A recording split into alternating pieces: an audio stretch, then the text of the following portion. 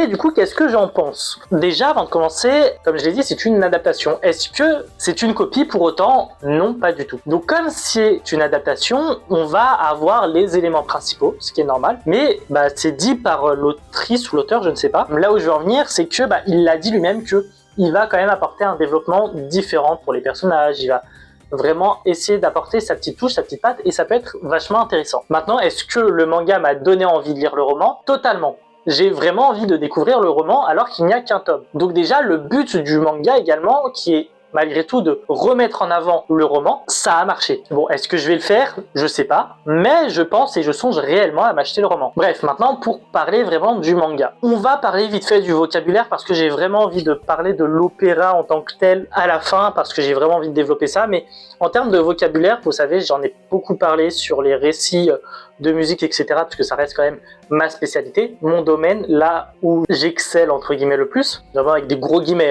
Le vocabulaire, même moi j'ai pas énormément de vocabulaire d'opéra. J'ai joué dans 2-3 opéras et encore c'était vraiment que l'orchestre. Donc j'ai pas vraiment tout ce truc de vocabulaire de l'opéra, de cette habitude, etc. En plus c'était un orchestre à cordes amateur, donc vraiment c'était pas dans un contexte professionnel. Donc il me manque beaucoup de vocabulaire là-dedans, malgré que j'ai fait beaucoup de musique dans ma vie. Pour autant, on n'est pas perdu. Mais j'ai un problème avec les définitions dans les mangas de musique, c'est soit c'est écrit en très petit à côté de la case, soit il y a un glossaire à la fin et tu es obligé d'aller voir le glossaire, etc. pour vraiment avoir ta définition. Mais du coup ça te coupe dans ta lecture, etc. Ce qui est dommage.